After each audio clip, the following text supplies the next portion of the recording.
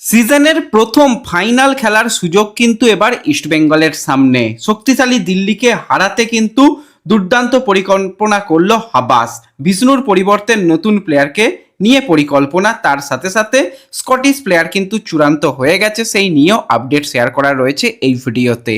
Interesting video হবে, পুরো ভিডিওটা দেখো। ভালো লাগলে অবশ্যই একটা করে লাইক করে 500 লাইকের টার্গেট কমপ্লিট করে দিও।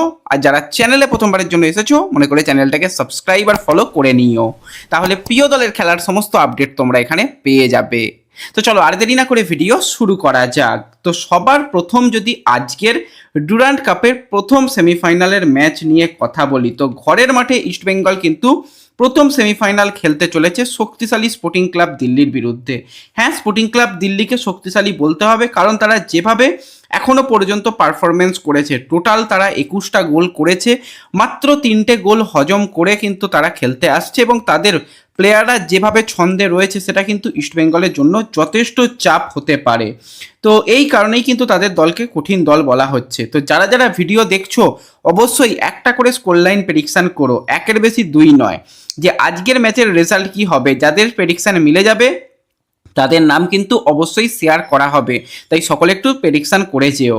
তো ফাইনালে যাবার সুযোগ যেরকম ইস্টবেঙ্গলের রয়েছে, সেরকম বিষ্ণুকে নিয়ে চিন্তার কারণও রয়েছে। তো সেসব বাদ দিয়ে যদি আজকে আমরা স্পোর্টিং ক্লাব দিল্লির কথা বলি, তো তারাও কিন্তু পরপর ম্যাচ খেলতে আসছে, যেটা হাবাস জানিয়েছে যে পরপর সমস্ত সেমিফাইনালিস্ট দলদের খেলতে হচ্ছে। তো সেক্ষেত্রে প্রপার কিন্তু যে বিশ্রাম সেটা প্লেয়াররা পাচ্ছে না, তার উপর তাদের ট্রাভেল করতে হয়েছে, যদিও ট্রাভেলটা তো খুব বড় কিছু নয়, তবুও কিন্তু তারা এই রকম একটা কঠিন ম্যাচ খেলতে চলেছে। তাদের দলে অবশ্যই পেনা দুর্দান্ত ছন্দে রয়েছে, খুব ভালো পারফরমেন্স করছে। তাদের স্ট্রাইকার রড্রিগো, তো সেও কিন্তু খুবই ভালো পারফরমেন্স করছে, এবং ডিফেন্স লাইনে হ্যাংসিং বা যদি কথা বলি মনোজ মোহাম্মদ, তারা কিন্তু নেতৃত্ব দিচ্ছে। কিন্তু তারাও এত বড় ম্যাচ এখনো পর্যন্ত কোনো কঠিন দলের বিরুদ্ধে খেলেনি, তাদের খেলাটাও কিন্তু অবশ্যই যথেষ্ট তাদের জন্য চ্যালেঞ্জিং হবে।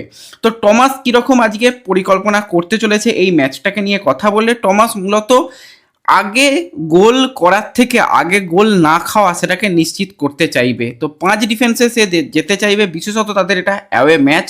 প্রথমে যদি গোল খেয়ে যায় তো সেক্ষেত্রে কামব্যাক করতে কিন্তু চাপের হবে, কারণ ইস্টবেঙ্গল অনেক বেশি হোম সাপোর্ট কিন্তু পাবে। তো সেক্ষেত্রে তারা কাউন্টার অ্যাটাকিং ফুটবল খেলার চেষ্টা করবে। ইস্টবেঙ্গলের সাইড ব্যাকে যেখানে জয় গুপ্তার জায়গাটা একটু ফাঁকর রয়েছে, তো সেই জায়গা দিয়ে কিন্তু বারবারই অ্যাটাক করার চেষ্টা করবে।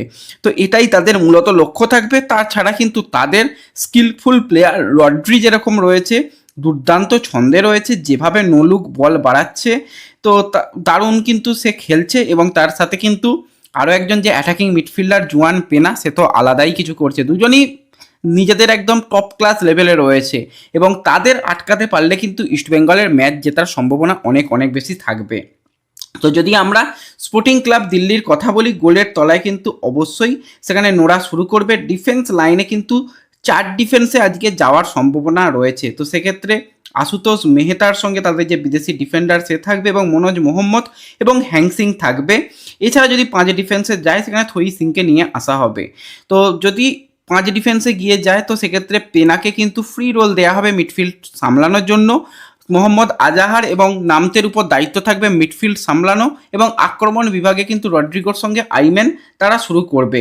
এবার যদি মনে করে যে না 4 ডিফেন্সে যাব, তো সেক্ষেত্রে কিন্তু এই জায়গাতে আরও একটা অপশান আনতে পারে, সেটা হচ্ছে উইঙ্গার পজিশনে জোসেফ সানিকে নিয়ে আসা। জোসেফ সানিও কিন্তু দুর্দান্ত ছন্দে রয়েছে, তাকে কিন্তু নিয়ে এসে কিছুটা 4-3-3 এই ফরমেশনে কিন্তু স্পোর্টিং ক্লাব দিল্লি তাদের দলকে খেলাতে পারে। তো এটা কিন্তু তাদের দলের জন্য বেস্ট প্লেয়িং 11 হতে চলেছে। অপরদিকে আমরা ইস্টবেঙ্গলের কথা বললে, তো পিবি বিষ্ণু আজকের ম্যাচে খেলতে পারবে না, সেটা কিন্তু হাবাস নিজে জানিয়েছে যে তাকে কিন্তু বিশ্রাম দেওয়া হতে পারে। তো সেই কারণে কিন্তু তাকে বাদ রেখে বাদ বাকি দলকে নিয়ে আজকে খেলানো হবে। তো আজকে অনেকগুলো চেঞ্জ হচ্ছে। প্রথমেই গোলকিপার পজিশনে আমরা গিলকেই আজকে গোলের তলায় দেখার সম্ভাবনা প্রবল। অল ইন্ডিয়ান ডিফেন্সেই যাওয়া হবে, কারণ সুস্থ নয় এখনো পর্যন্ত বিদেশি ডিফেন্ডার। তো নাচোর কথা বাদই রাখলাম, সেখানে আনোয়ার আলী এবং সন্দীপ মান্ডির সেন্টার ব্যাক, এবং সাইড ব্যাকে হার্দিক ভাট, তার সাথে জয় গুপ্তা।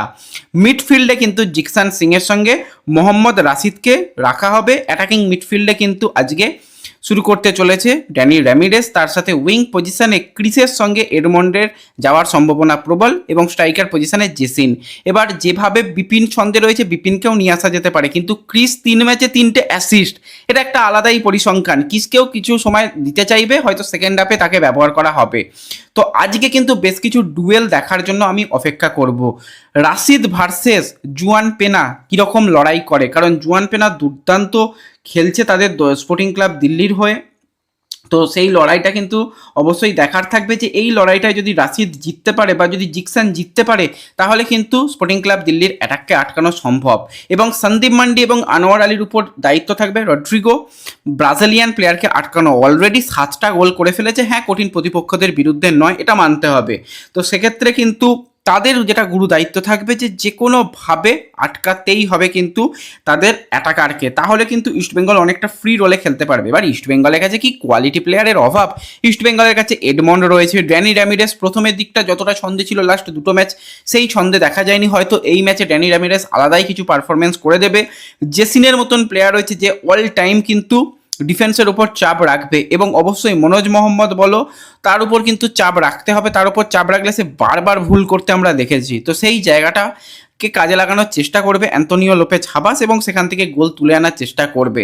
তো যত দ্রুত গোল তোলা যায় ততই কিন্তু এই ম্যাচটা সহজ হবে, কিন্তু যদি দেখা যায় যে শেষ পর্যন্ত গোল আসছে না তো সেক্ষেত্রে ইস্টবেঙ্গলকে কিন্তু পেনাল্টির জন্য প্রস্তুত রাখা রয়েছে, যে পেনাল্টি যদি প্রয়োজন হয় তো সেক্ষেত্রে পেনাল্টিতেও ভালো প্র্যাকটিস ইস্টবেঙ্গল করে যাচ্ছে। কিন্তু ওসব ছেড়ে ইস্টবেঙ্গল প্রথমেই চাইবে যে গোল করে সেই গোলকে ধরে রেখে ম্যাচ জিতে ফাইনালে টিকিট কনফার্ম করে নেওয়া।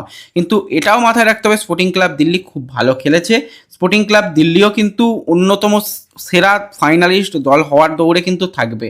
তো দেখা যাক শেষ পর্যন্ত ম্যাচ কীরকম হয়, সেই দিকে আমাদের নজর থাকবে। তো এর সাথে সাথে আমরা যদি একটুখানি ট্রান্সফার নিউজ নিয়ে কথা বলি, তো আইএসএলে কিন্তু বেশ কিছু কোয়ালিটি বিদেশি প্লেয়ারকে আমরা দেখতে পাবো। তো একজন প্লেয়ারকে দীর্ঘদিন ধরে আইএসএলের বেশ কিছু ক্লাব টার্গেট করছিল, কিন্তু ফাইনালি সে আইএসএলে আসছে।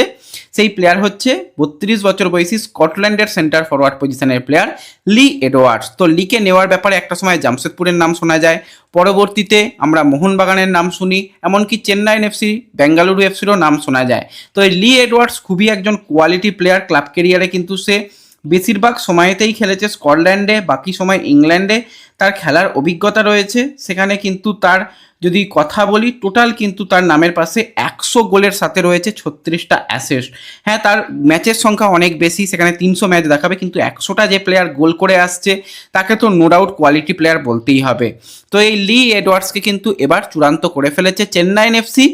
এই প্লেয়ার আশায় কিন্তু চেন্নাই দুর্দান্ত একটা শক্তিশালী দল গঠন করে নিয়েছে, সেটা বলাই যায়। তো আমি লিয়ের খেলা দেখার জন্য অপেক্ষা করে থাকবো। তো এই ভিডিওতে এই আপডেটগুলোই শেয়ার করা ছিল, ভালো লাগলে লাইক শেয়ার করে দিও, চ্যানেলে প্রথমবারের জন্য এলে সাবস্ক্রাইব আর ফলো করে নিও। দেখা হবে পরবর্তী ভিডিওতে, ধন্যবাদ।